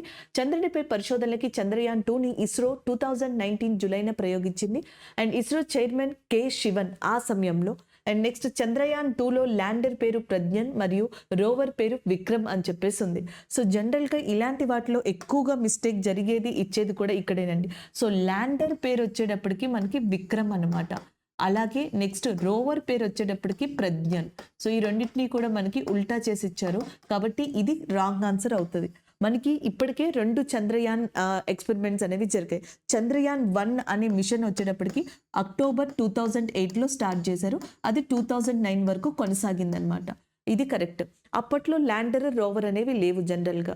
సో ఫస్ట్ చంద్రుడి మీదకి ప్రయోగించిన పరీక్ష ఇది మనకి స్పేస్ మిషన్. సో దాని తర్వాత చంద్రయాన్ 2ని ఇస్రో చైర్మన్ కె శివన్ గారు ఉన్నప్పుడు 2019 జూలై 22న తీసుకొచ్చి Pragyan and as well as next వచ్చేటప్పటికి విక్రమ్ అనే వాటితో మనకి అక్కడ డిజైన్ చేయడం జరిగింది. సో అది ఇంకా వర్క్ అవుతుంది. రీసెంట్గా ఏం చేసిందంటే చంద్రుడి మీద అది సోడియం ఉన్నట్లుగా కూడా గుర్తించడం జరిగింది అనమాట, చంద్రుడి ఉపరితలం మీద. సో ఇవన్నీ కరెక్ట్ ఆన్సర్సే అవుతాయి. ఇది కాదు కాబట్టి ఆప్షన్ 4 ఇస్ కరెక్ట్ ఆన్సర్. అలాగే చంద్రయాన్ 3 అనేది కూడా వస్తుంది. నెక్స్ట్ మనకి చంద్రయాన్ 3 ఏదైతే ఉందో దాన్ని నెక్స్ట్ మంత్ లాంచ్ చేస్తున్నారు అనుకుంటా. జూలై 12th, జూలై 15th మధ్యలో లాంచ్ చేస్తారంట. దీన్ని ఎక్కడి నుంచి లాంచ్ చేస్తారంటే సతీష్ ధావన్ స్పేస్ సెంటర్ ఏదైతే ఉందో సో అక్కడి నుంచి దీన్ని లాంచ్ చేస్తారు మనకి. అలాగే నెక్స్ట్ వచ్చేటప్పటికి లాంచ్డ్ వెహికల్ మార్కర్ 3 LVM3 అనే మనకి ఏదైతే లాంచ్డ్ వెహికల్ ఉందో దాని నుంచి లాంచ్ చేస్తారు. LVM3 లాంచ్డ్ వెహికల్ మార్కర్ 3 నుంచి అండ్ చంద్రయాన్ 3ని సతీష్ ధావన్ స్పేస్ సెంటర్ ద్వారా మనకి లాంచ్ చేస్తారు. అక్కడ కూడా సేమ్ ల్యాండర్గా విక్రమ్ని, రోవర్గా ప్రజ్ఞని యూజ్ చేయడం జరుగుతుంది. ఈసారి ఇస్రో చైర్మన్ వచ్చేటప్పటికి మనకి సోమనాథ్ ఉంటారు. సో నెక్స్ట్ క్వశ్చన్ చూద్దాం. CBDC central bank digital currency. Central bank digital currency మరియు క్రిప్టో కరెన్సీల మధ్య తేడా ఏంటి? సో జనరల్గా క్రిప్టో కరెన్సీ అయినా సెంట్రల్ బ్యాంక్ డిజిటల్ కరెన్సీ అయినా ఈ రెండు కూడా మనకి జనరల్గా ఏం చెప్తారు అంటే వర్చువల్ కరెన్సీగా చెప్పొచ్చు. అంటే డైరెక్ట్ కరెన్సీ ఏదైతే ఉందో నోట్స్కి లాంటివికి సంబంధించి చెప్తాం కదా, సో దానికన్నా ఇది వర్చువల్ కరెన్సీగా చెప్తాం. అది ఒకటి. ఈ రెండు కూడా బ్లాక్ చైన్ టెక్నాలజీని యూజ్ చేసుకుంటాయి. బ్లాక్ చైన్ టెక్నాలజీ అంటే సెక్యూర్గా కానీ లేకపోతే ట్యాంప్ అవ్వకుండా ఉండడానికి అండ్ నెక్స్ట్ వచ్చేటప్పటికి ఒక డిజిటల్ లెడ్జర్గా కూడా మనకి ఈ బ్లాక్ చైన్ టెక్నాలజీ యూజ్ అవుతుంది. మోస్ట్ ఆఫ్ ద వర్చువల్ కరెన్సీకి మనకి ఏదైతే ఈ టెక్నాలజీ ఉందో బ్లాక్ చైన్ టెక్నాలజీ దాన్నే యూజ్ చేస్తారనమాట. అయితే ఇక్కడ క్రిప్టో కరెన్సీకి CBDCకి మధ్యలో డిఫరెన్స్ ఏంటి అంటే ఈ సెంట్రల్ బ్యాంక్ డిజిటల్ కరెన్సీ యొక్క వాల్యూని ఆ కంట్రీ యొక్క సెంట్రల్ బ్యాంక్సే నిర్ణయిస్తాయి అనమాట. సో ఇప్పుడు మనకి మెయిన్ బ్యాంక్ వచ్చేటప్పటికి reserve bank of India. So మన కంట్రీలో CBDC కనుక ఉంటే దీని వాల్యూని నిర్ణయించేది ఎవరు అంటే రిజర్వ్ బ్యాంక్ ఆఫ్ ఇండియాని. క్రిప్టో కరెన్సీ ఉందనుకోండి, దాన్ని ప్రైవేట్ వ్యక్తులు కూడా మనకి డిజైన్ చేయొచ్చు, ప్రైవేట్ వ్యక్తులు కూడా ఇంట్రడ్యూస్ చేయొచ్చు, దాని వాల్యూని వాళ్ళే నిర్ణయిస్తారు. కానీ ఇక్కడ CBDCని మాత్రం నిర్ణయించేది ఆ కంట్రీ యొక్క మెయిన్ బ్యాంక్ అనమాట. అది ఈ రెండింటికి మెయిన్ డిఫరెన్స్ గా ఉంటుంది. ఇప్పుడు చూడండి, CBDCలు బ్లాక్ చైన్ టెక్నాలజీని ఉపయోగిస్తాయి కానీ క్రిప్టో కరెన్సీలు బ్లాక్ చైన్ టెక్నాలజీని ఉపయోగించవు అన్నారు. ఇది తప్పండి. సో ఈ రెండు కూడా బ్లాక్ చైన్ టెక్నాలజీని ఉపయోగిస్తాయి. CBDCలకి కేంద్ర బ్యాంకు మద్దతు ఉంటుంది కానీ క్రిప్టో కరెన్సీలకి కేంద్ర బ్యాంకు మద్దతు ఉండదు. సో ఇది కరెక్ట్ ఆన్సర్ అవుతుంది. Option B is the correct one, option A is the wrong one. Crypto కరెన్సీని కొంతవరకు నియంత్రించడానికి RBI కానీ మిగతా సెంట్రల్ బ్యాంక్స్ ఏవైతే ఉంటాయో ప్రతి కంట్రీలో అవి వర్క్ చేస్తాయి. కానీ దానికి సపోర్ట్ చేయడానికి కానీ దాని వైపున మెయిన్గా మనకి మేనేజ్ చేయడానికి కానీ ఈ బ్యాంక్స్ అనేవి అటు ఉండవు అనమాట. అటు సపోర్ట్ చేయవు, ఆ ప్రాసెస్ని తీసుకో. బట్ CBDC అనేది ఆ బ్యాంక్స్ యొక్క నియంత్రణలో ఉంటుంది. కాబట్టి ఇది కరెక్ట్ ఆన్సర్ అవుతుంది. క్రిప్టో కరెన్సీ అనే కాన్సెప్ట్ని ఫస్ట్ ప్రపంచంలో ఇంట్రడ్యూస్ చేసిన వ్యక్తి సతోషి నకమాటో. సతోషి నకమాటో అనే పర్సన్ ఎవరైతే ఉన్నారో ఈయన ఇంట్రడ్యూస్ చేశారు. సో ఈయన యొక్క విగ్రహాన్ని ప్రపంచంలో ఫస్ట్ ఎక్కడ పెట్టారు అంటే హంగేరీ అనే ప్రాంతంలో తీసుకురావడం జరిగింది. ఇవి ఓవరాల్గా మీరు గుర్తుపెట్టుకోవాల్సిన ప్రధాన అంశాలు. బిట్ కాయిన్ లాంటివి ఆల్రెడీ మీకు తెలుసు, ఇండియాలో ఇంట్రడ్యూస్ చేశారు అండ్ ప్రపంచంలో ఇంట్రడ్యూస్ చేశారు అని. So option B is the correct answer. అలాగే RBI యొక్క గవర్నర్గా ఎవరు ఉన్నారండి? శక్తికాంత్ దాస్. ఆయనకి రీసెంట్గా గుడ్ గవర్నెన్స్ అవార్డు అనేది కూడా లభించింది అనమాట. అండ్ ఇప్పుడే RBI ఏం చెప్పిందంటే మనకి రీసెంట్గా 2000 రూపీస్ని రద్దు చేస్తాము అని చెప్పేసి చెప్పడం జరిగింది. September 30th అనేది దానికి లాస్ట్ డేట్గా కూడా ఇవ్వడం జరిగింది. సో దీంట్లో ప్రాసెస్గా మీరు నేర్చుకోవాల్సింది డిమానిటైజేషన్. ఇప్పుడు RBI డిమానిటైజేషన్ వల్ల కూడా వార్తల్లోకి రావడం జరిగింది. ఎప్పుడైనా సరే మనకి ఇల్లీగల్ మనీ అనేది సర్క్యులేట్ అవుతుంది అనిపించినప్పుడు, హైపర్ ఇన్ఫ్లేషన్ వచ్చినప్పుడు, ద్రవ్యోల్బణం అధికంగా ఉన్నప్పుడు, ఇలాంటి సిచ్యువేషన్స్లో మనకి మెయిన్గా డిమానిటైజేషన్ తీసుకొస్తారు. అంటే చలామణిలో ఉన్న నోట్లను రద్దు చేయడాన్ని డిమానిటైజేషన్ అంటారు. సో ఇప్పటికీ ఇండియాలో అది 3 times జరిగింది. రీసెంట్గా మనకి 2016లో ఈ డిమానిటైజేషన్ అనేది జరిగిందనమాట. నెక్స్ట్ వన్ చూద్దాం. సో నెక్స్ట్ క్వశ్చన్ చూద్దాం. G20 సదస్సుకి సంబంధించి క్రింది వానిలో సరికానిది ఏది? Which of the following is incorrect regarding to the G20 conference అని అడుగుతున్నారు. 18వ G20 శిఖరాగ్ర సదస్సు 2023లో భారతదేశంలో జరగనుంది. ఆల్రెడీ స్టార్ట్ అయింది కూడా G20 సమిట్ అనేది ఇండియాలో. సో రీసెంట్గా ఏం చెప్పారంటే G20కి సంబంధించి డిఫరెంట్ థిమాటిక్ సమావేశాలు ఇండియాలో జరుగుతున్నాయి. ఫర్ ఎగ్జాంపుల్ మధ్యప్రదేశ్లోని ఖజ్రహోలో ఒక సమావేశం జరిగింది, మధ్యప్రదేశ్లోని భోపాల్లో ఒక సమావేశం జరిగింది, అలాగే హైదరాబాద్లో ఒక సమావేశం జరిగింది, కలకత్తాలో ఒక సమావేశం జరిగింది. అంటే బిజినెస్కి సంబంధించి, టూరిజానికి సంబంధించి, వర్కింగ్ గ్రూప్కి సంబంధించి, యూత్కి సంబంధించి ఇలా G20 డిఫరెంట్ థీమ్స్తో భారతదేశంలో ఆల్రెడీ డిఫరెంట్ ఏరియాస్లో 18వ G20 సమావేశాన్ని స్టార్ట్ చేశారనమాట. సో కాబట్టి ఈ ఆప్షన్ అనేది మనకి ఖచ్చితంగా కరెక్ట్ ఆన్సర్ అవుతుంది. అండ్ ఇన్ఫాక్ట్ చెప్పాలంటే రీసెంట్ కరెంట్ అఫైర్స్లో ఏముందంటే ఉత్తరప్రదేశ్లో మనకి ఒక మీనాకారి ఆర్ట్ వర్క్ ఉందంట. ఆ మీనాకారి ఆర్ట్ వర్క్ని ఎవరైతే G20 గెస్ట్లు వస్తారో ఉత్తరప్రదేశ్కి వాళ్ళకి బహుమతిగా కూడా ఇవ్వనున్నారంట. నెక్స్ట్ వన్ 18వ G20 శిఖరాగ్ర సదస్సు ఇతివృత్తం one earth one family one future, వసుదైవ కుటుంబం అని చెప్పేసి అంటున్నారు. One earth one family one future అనేది దాని యొక్క థీమ్ గా ఉంది. అండ్ 2022 నవంబర్లో G20 సమావేశం ఇటలీలో జరిగింది అంటున్నారు. సో ఇది జరిగింది ఇటలీలో కాదండి, అది జరిగింది బాలి. సో బాలి అనేది మనకి ఎక్కడ ఉందంటే ఇండోనేషియాలో లొకేట్ అయ్యింది. కాబట్టి పర్ఫెక్ట్ గా మనకి ఏ ఆప్షన్ తప్పు అవుతుంది అంటే ఈ ఆప్షన్ అనేది రాంగ్ అయిపోతుంది. నెక్స్ట్ వన్ 2022లో బ్రెజిల్లో, 2021లో బ్రెజిల్, 2025లో దక్షిణాఫ్రికాలో G20 సమావేశాలు అధ్యక్షత వహించనున్నాయి. యాక్చువల్గా మనకి ఇది 2024 అని పడాలి, బట్ 2021 అని పడింది. సో 2024లోనేమో బ్రెజిల్లో జరుగుతుంది, 2025లోనేమో దక్షిణాఫ్రికాలో జరుగుతుంది. ఎందుకంటే ఇప్పుడు 22 బాలి ఇండోనేషియా, 23 ఇండియా, 24 బ్రెజిల్, 25 దక్షిణాఫ్రికా అనమాట. సో అది మనకి ఇక్కడ మెయిన్గా గుర్తుపెట్టుకోవాల్సిన అంశాలు. బై మిస్టేక్ పడ్డట్టుంది, అది సరి చేసుకోండి. So option 3 is a correct answer అవుతుంది. అలాగే G7 సమావేశాలు ఉన్నాయి చూసారా, ఇవి హిరోషిమా అనే ప్రాంతంలో జరుగుతుంది. హిరోషిమా అనే ప్రాంతం ఎక్కడుందంటే జపాన్లో లొకేట్ అయి ఉంది. అంటే ఈ సంవత్సరం G7 సమావేశాలు ఎక్కడ జరుగుతున్నాయంటే జపాన్గా గుర్తుపెట్టుకోవచ్చు. అలాగే జపాన్కి ఇండియాకి మధ్య జరిగిన ఎక్సర్సైజ్గా ధర్మ గార్డియన్ అనే ఎక్సర్సైజ్ని చెప్తారు. అండ్ జపాన్ అండ్ ఇండియా మనకి ఏ కూటమిలో మెయిన్గా భాగస్వాములుగా ఉన్నాయంటే క్వాడ్ కూటమి.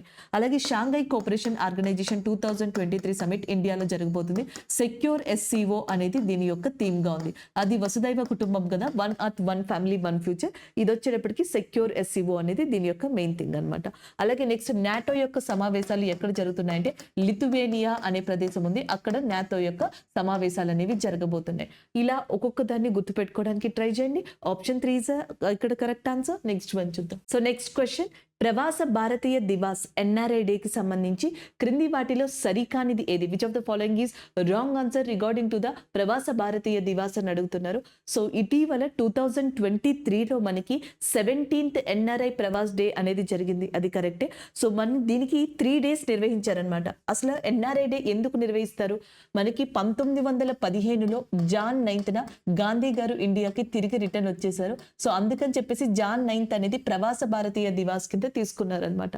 సో అలా ఇప్పుడు మనకి 17th ప్రవాస భారతీయ దివాస్ అనేది జరుపుతున్నారు. ఈ సంవత్సరం 3 days ఈ డేని సెలబ్రేట్ చేసుకున్నారు. అది కూడా మధ్యప్రదేశ్లో మెయిన్ గా ఇండోర్లో అనమాట. కాబట్టి ఈ ఆప్షన్ అనేది కరెక్ట్ ఆన్సర్ అవుతుంది.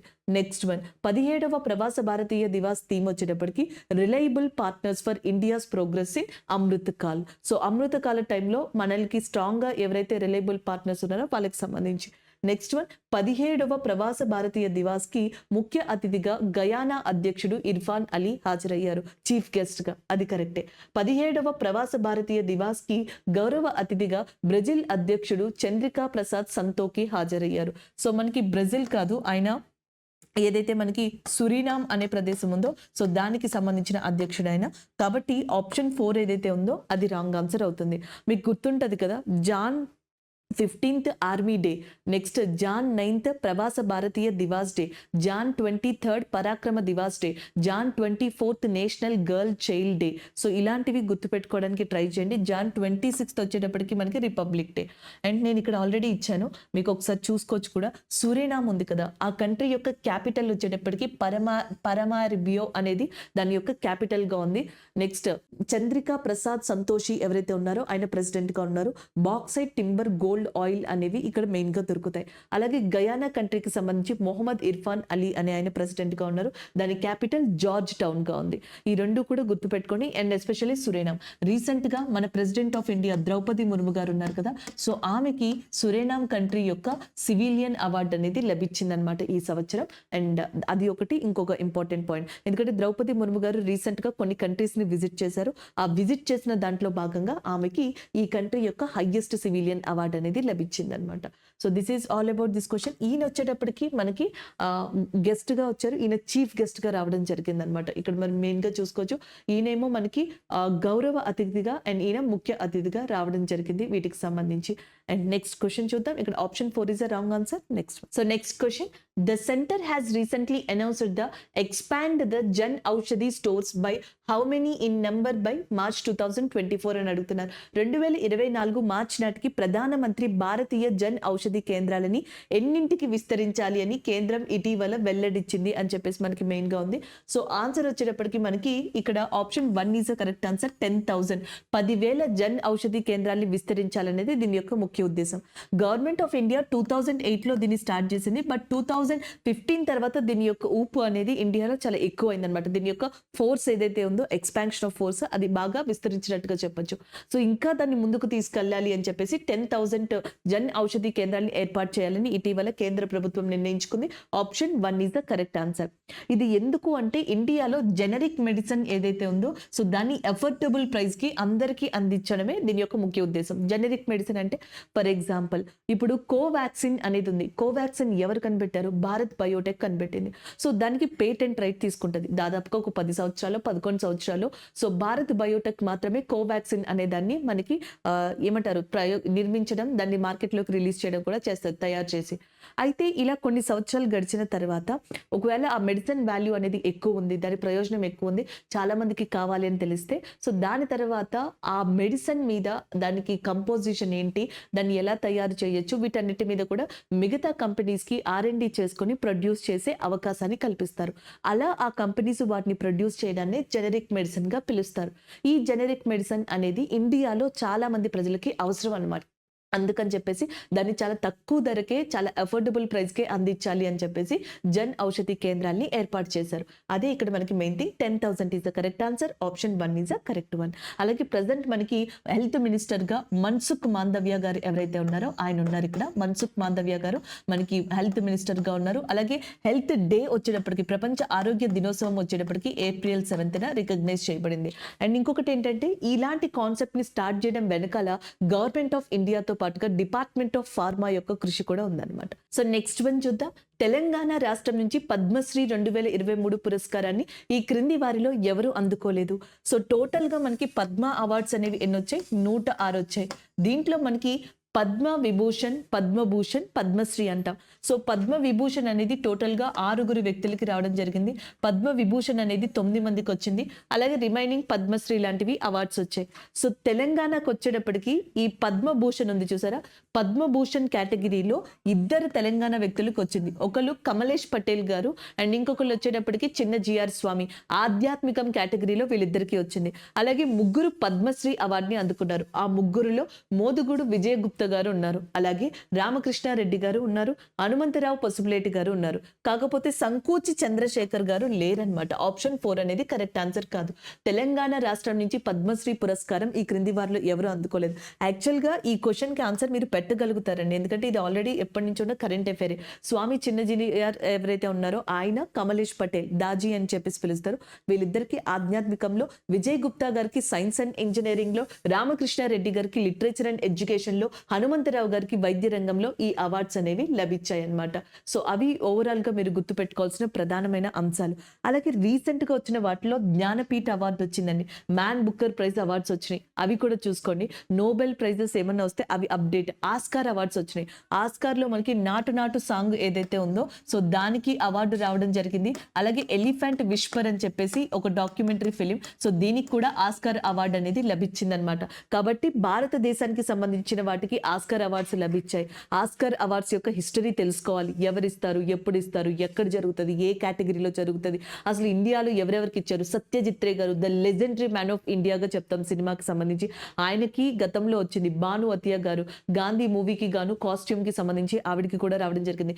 ఏఆర్ రెహమాన్ గారికి గతంలో మనకి ఆస్కార్ అవార్డు వచ్చింది. అలా ఇండియన్స్ ఒక 5 నుంచి 6 ఉన్నారనమాట. సో వాళ్ళ లిస్ట్ ని తయారు చేసి ఒక నోట్స్ పెట్టుకొని ఆస్కార్ అవార్డ్స్ కి సంబంధించి. అలాగే రీసెంట్ గా మ్యాన్ బుక్కర్ ప్రైజ్ కి సంబంధించిన అవార్డ్స్ వచ్చాయన్నమాట. అండ్ జార్జ్ గాస్పడినోవా అనే పర్సన్ కి మ్యాన్ బుకర్ ప్రైజ్ వచ్చింది ద షెల్టర్ అనే బుక్ కి గాను. సో అది ఒకటి గుర్తు పెట్టుకోవాలి. జ్ఞానపీఠ అవార్డు ఈ సంవత్సరం రీసెంట్ గా అనౌన్స్ చేశారనమాట, last year the. Damodar mouse అనే పర్సన్ కి జ్ఞానపీఠ అవార్డు అనేది లభించింది. ఈయన గోవాకి సంబంధించిన కొంకణి రచయిత. సో ఇలాంటి అవార్డ్స్ ని, పద్మ అవార్డ్స్ వచ్చినప్పుడల్లా మొత్తం మీకు రీసెంట్ గా 2-3 నెలల్లో వచ్చిన అవార్డ్స్ ని ఒకసారి రివైజ్ చేశారనుకోండి, పడితే ఒక 5 నుంచి 10 నిమిషాలు ఎక్స్ట్రా పడుతుందేమో, బట్ దానివల్ల ఏంటంటే అవార్డ్స్ నుంచి ఏ క్వశ్చన్ ఇచ్చినా మీరు ఆన్సర్ రాయగలరు. నెక్స్ట్ వన్ చూద్దాం. సో నెక్స్ట్ వన్ చూద్దాం. స్వామి దయానంద సరస్వతి 200వ జయంతి ఉత్సవాలని ఫిబ్రవరి 12న మోదీ ప్రారంభించారు. అయితే స్వామి దయానంద సరస్వతి ఏ సంవత్సరంలో ఆర్య సమాజాన్ని స్థాపించారు? So Swamy Dayananda సరస్వతి's 200th birth anniversary celebrations were inaugurated by Modi on February 12th. In which year did Swami Dayananda Saraswati establish the Arya Samaj? So answer 1875. Option 3 is the correct one. స్వామి దయానంద సరస్వతి 1875లో ఆర్య సమాజాన్ని start చేశారు. 1938కి భారతదేశంలో ఆర్య సమాజాల శాఖలు 250 అంతవరకు విస్తరించాయన్నమాట. వేదాలకి తిరిగి వెళ్ళండి లాంటి మాటలు చెప్పింది కూడా స్వామి దయానంద సరస్వతి గారుగానే చెప్పొచ్చు. సో ఆ ఒక బ్రాంచ్, ఆర్య సమాజ్ యొక్క బ్రాంచ్ హైదరాబాద్ లో కూడా ఎస్టాబ్లిష్ చేయబడింది 1892లో. 1892లో హైదరాబాద్ లో కూడా ఆర్య సమాజ్ శాఖ అనేది ఎస్టాబ్లిష్ చేయబడింది. అలాగే సుల్తాన్ బజార్ ఏదైతే ఉందో అది ఒక కేంద్ర బిందువు అయిందనమాట ఈ ఆర్య సమాజ్ సంబంధించి. అప్పట్లో హైదరాబాద్ కోర్టుకి చీఫ్ జస్టిస్ గా వర్క్ చేసిన, చీఫ్ జడ్జ్ గా వర్క్ చేసిన ఎవరైతే మనకి కేశవరావు కోరాట్కర్ గారు ఉన్నారో ఆయన ఈ ఎలక్షన్, ఈయన ఏమంటారు అధ్యక్షతల కోసం నుంచున్నారు. దాని తర్వాత 1905లో కేశవరావు కోరాట్కర్ గారు మనకి ఆర్య సమాజ్ హైదరాబాద్ శాఖకు సంబంధించి అధ్యక్షత వహించారు. అప్పటి నుంచి సుల్తాన్ బజార్ అనేది ఒక కేంద్ర బిందువు అయిందనమాట ఈ శాఖకు సంబంధించి. ఇది తెలంగాణ ఇన్ఫర్మేషన్. సో ఇండియాలో ఏంటి అంటే 1875లో ఆయన స్టార్ట్ చేశారు. అయితే స్వామి దయానంద సరస్వతి గారి యొక్క 200వ జయంతి ఉత్సవాలు అనమాట. ఆయన స్టార్ట్ చేసింది ఇప్పుడు, కానీ రీసెంట్ గా జరిగింది ఆయన జయంతి ఉత్సవాలు మనకి మోడీ గారు ప్రారంభించారనమాట. దీనికి సంబంధించి ఆప్షన్ 3 అనేది కరెక్ట్ ఆన్సర్ అవుతుంది. నెక్స్ట్ వన్ చూద్దాం. సో నెక్స్ట్ క్వశ్చన్ చూద్దాం. ఏ చిత్రంను డైరెక్ట్ చేసినందుకు గాను డానియల్ క్వేన్ మరియు డానియల్ స్కినెట్ కు ఉత్తమ దర్శకుడు అవార్డును 95వ ఆస్కార్ అవార్డులో అందుకున్నారు? సో క్వశ్చన్ వచ్చేటప్పటికి Daniel Kwan and Daniel Scheinert received the best director award for the 95th Academy Awards of for directing which film. So జనరల్గా మీరు ఒకటి గుర్తుపెట్టుకోండి, ఈ సంవత్సరం అంటే ఈ 95వ ఆస్కార్ అవార్డ్స్లో ఏదైతే everything everywhere all at once అనే అమెరికన్ ఫిలిం ఉందో ఇది 11 ఎంట్రీస్కి వెళ్ళింది ఆస్కార్ అవార్డ్స్లో. 7 ఎంట్రీస్లో మనకి అవార్డ్స్ అనేది లభించింది. అంటే 11 కేటగిరీల్లో ఎంట్రీలోకి వెళ్ళింది ఆస్కార్ అవార్డ్స్లో. 7 ఆస్కార్ అవార్డ్స్ని తీసుకుని వచ్చింది. సో దాంట్లో బెస్ట్ డైరెక్టర్కి సంబంధించి ఇందులోనే బెస్ట్ హీరోయిన్ ఉంటారు కదా మనకి, సో మనకి బెస్ట్ యాక్ట్రెస్కి సంబంధించి కేటగిరీ ఇదే, బెస్ట్ మ్యూజిక్ కి సంబంధించిన కేటగిరీ, ఇలా డిఫరెంట్ కేటగిరీస్ లో ఇది అవార్డు పొందింది. ఆప్షన్ 1 అనేది కరెక్ట్ ఆన్సర్ అవుతుంది. ఆర్ఆర్ మూవీకి సంబంధించిన నాటు నాటు సాంగ్ ఒరిజినల్ కేటగిరీలో, ఒరిజినల్ సాంగ్ కేటగిరీలో ఆస్కార్ అవార్డుని పొందడం జరిగింది అనమాట. ది వేల్ మూవీకి ఎవరైతే హీరోగా యాక్ట్ చేశారో సో ఆ యాక్టర్ కి బెస్ట్ యాక్టర్ అవార్డు అనేది లభించింది. సో కాబట్టి ఇక్కడ option 1 is a correct answer. And next one చూద్దాం. సో నెక్స్ట్ క్వశ్చన్, ట్రోపాక్స్ అనగానేమి? సో ఇక్కడ మనకి ట్రోపాక్స్ అంటే ఏంటి అని అడుగుతున్నారు. సో ఇక్కడ డిఫరెంట్ మనకి ఎక్స్ప్లెనేషన్స్ ఇవ్వడం జరిగింది, ఆప్షన్స్ ఇవ్వడం జరిగింది. ఒకటి, భారత నౌకాదళం ఇండియన్ నేవీ ఏదైతే ఉందో అది నిర్వహించే బైలేటరల్ ఎక్సర్సైజ్ గా, బై యాన్యువల్ ఎక్సర్సైజ్ గా దీన్ని చెప్తున్నారు. ద్వైవార్షిక విన్యాసం అని చెప్పేసి, అది యాక్చువల్ గా కరెక్ట్ అండి. ఇండియన్ నేవీ నిర్వహించే ద్వైవార్షిక విన్యాసంగా ట్రోపాక్స్ అనే దాన్ని చెప్పొచ్చు. హిందూ మహాసముద్రం వెంబడి మెయిన్ గా మనకి ఈ రీజియన్స్ లో పెద్ద ఎత్తున Indian coast guard, Indian navy, Indian air force లాంటి వాటితో కలిసి సంయుక్తంగా నిర్వహిస్తుంది అనమాట. నెక్స్ట్ వన్, క్వాడ్ దేశాలు నిర్వహించే సంయుక్త సైనిక విన్యాసాలు, అది మనకి క్వాడ్ ఎక్సర్సైజ్ లేదా మల్బార్ ఎక్సర్సైజ్ అంటాం. జపాన్, ఇండియా, ఆస్ట్రేలియా, యుఎస్ఏ నిర్వహిస్తాయి అనమాట. నెక్స్ట్, భారత్ యూరోపియన్ దేశాల్లో సంయుక్తంగా సైనిక విన్యాసాలు ఆసియా దేశాల మధ్య అంటున్నారు. సో ఇక్కడ ఆప్షన్ 1 అనేది కరెక్ట్ ఆన్సర్ అవుతుంది. ఇక్కడ జనరల్గా చూసుకున్నట్టయితే ట్రాపెక్స్ అంటే అర్థం థియేటర్ లెవెల్ ఆపరేషనల్ రెడీనెస్ ఎక్సర్సైజ్గా చెప్తాం. సో ఇది అరేబియన్ సముద్రంలో రీసెంట్గా ఇండియా కండక్ట్ చేసింది. ఇండియాకి సంబంధించిన 70 ఇండియన్ నేవీ షిప్స్, అలాగే ప్రాజెక్ట్ 75లో ఇండియా ఏవైతే సబ్మెరైన్స్ జలాంతర్గాముల్ని ఇంట్రడ్యూస్ చేసిందో ఆ జలాంతర్గాములు కూడా ఇక్కడ ఉన్నాయన్నమాట. సో ఇది ఇక్కడ మనకి ఆప్షన్ 1 అనేది కరెక్ట్ ఆన్సర్ అవుతుంది. నేను ధర్మ గార్డియన్ అనే యుద్ధ విన్యాసం చెప్పా, ఇండియా జపాన్కి సంబంధించి. క్వాడ్ కంట్రీస్కి సంబంధించి ఇది ట్రాపెక్స్ యుద్ధ విన్యాసం. అలాగే కోప్ యుద్ధ విన్యాసం అనేది రీసెంట్ గా జరిగింది. ఇది ఇండియాకి అండ్ యాజ్ వెల్ యాజ్ అమెరికాకి ఎయిర్ ఫోర్స్ ఏవైతే ఉంటాయో వాటికి సంబంధించిన యుద్ధ విన్యాసంగా దీన్ని చెప్పొచ్చు అనమాట, కాప్ అనేదాన్ని. అలాగే ఇండియా అమెరికాకి సంబంధించి యుద్ధ అభ్యాస్ అనే ఇంకొక యుద్ధ విన్యాసం ఉంది. వజ్ర ప్రహార్ అని చెప్పేసి ఇంకొక యుద్ధ విన్యాసం ఉంది. ఇది కూడా ఈ 2 కంట్రీస్ కి సంబంధించింది అనమాట. So next question, global warming కి కారణం అవుతున్న వాయువులేవి? Which of the following gases are causes of global warming? Carbon dioxide, methane, nitrous oxide, పైవన్నీ అంటున్నారు. సో సాధారణంగా ఈ 2 తెలిస్తే మీరు ఆన్సర్ పెట్టచ్చు. పైవన్నీ కూడా కరెక్ట్ ఆన్సరే, ఆప్షన్ 4. వీటితో పాటుగా నీటి ఆవిరి, వాటర్ వేపర్ ఏదైతే ఉందో అది కూడా గ్లోబల్ వార్మింగ్ కి రీజన్ అవుతుంది. Carbon dioxide, nitrous oxide, methane, నీటి ఆవిరి, అలాగే నెక్స్ట్ వచ్చేటప్పటికి హైడ్రోఫ్లోరో కార్బన్స్ అని చెప్పేసి అంటాం, HFCs అని. సో అవి కూడా కారణం అవుతున్నాయి. ఇవన్నీ కూడా మనకి మెయిన్ రీజన్ గా చెప్పొచ్చు. అసలు ఈ గ్లోబల్ వార్మింగ్ అనేది రీసెంట్ గా వార్తల్లోకి రావడానికి కారణం 2 అంశాలు. ఒకటి వచ్చేటప్పటికి COP summit, conference of party అంటాం, COP 28 సమిట్ అనేది ఒక రీజన్ అయితే, అలాగే సీ లెవెల్ రైజ్ రిపోర్ట్ అనేది ఇంకొక మనకి ఏమంటారు న్యూస్ అవుతుంది అనమాట. సో COP 28 సమావేశం అనేది మనకి దుబాయ్ కేంద్రంగా UAEలో జరగబోతుంది. COP 27 ఈజిప్ట్ లో జరిగింది, COP 28 దుబాయ్ లేదా UAE కేంద్రంగా జరగబోతుంది. సీ లెవెల్ రైజ్ ఉంది చూసారా, ఈ సీ లెవెల్ రైజ్ రిపోర్ట్ ఏం చెప్పింది అంటే రాబోయే కాలంలో మనకి ఇండియా, చైనా, బంగ్లాదేశ్, వియత్నాం లాంటి కంట్రీలు ఎక్కువగా సఫర్ అవుతాయంట ఈ సీ లెవెల్ రైజ్ వల్ల. కొన్ని సిటీస్ ని కూడా ఇచ్చింది, ఢాకాని ఇచ్చింది, అలాగే నెక్స్ట్ వచ్చేటప్పటికి ఇండియాకి సంబంధించి ముంబై ప్రాంతాన్ని ఇవ్వడం జరిగింది. ఇలా కొన్ని ఏవైతే చైనాకి సంబంధించి షాంఘై అనే ప్రాంతం ఇచ్చింది. ఇలాంటి ప్రాంతాలన్నీ కూడా చాలా ఎక్కువ ముంపుకి గురవుతాయంట. సో ఈ సీ లెవెల్ రైజ్ కానీ లేకపోతే మెయిన్ కాప్ సమిట్స్ కానీ ఇవన్నీ మాట్లాడుకునేది గ్లోబల్ వార్మింగ్ కి. గ్లోబల్ వార్మింగ్ అనేది carbon dioxide, methane, nitrous oxide లాంటి వాటి వల్ల ఎక్కువ అవుతుంది. దానివల్ల గ్లేషియర్స్ అనేవి కరిగిపోవడం, నెక్స్ట్ మనకి సీ లెవెల్ రైజ్ అవడం అనేది జనరల్ గా జరుగుతుంది అనమాట. సో వాటికి సంబంధించిన క్వశ్చన్ ఇది, option 4 is the correct answer. అలాగే ఏటా June 5th అనే దాన్ని ఎన్వైర్న్మెంట్ డేగా సెలబ్రేట్ చేసుకుంటాం అనమాట. ప్రపంచ పర్యావరణ దినోత్సవం వచ్చేటప్పటికి June 5th గా ఉంది. Thank you.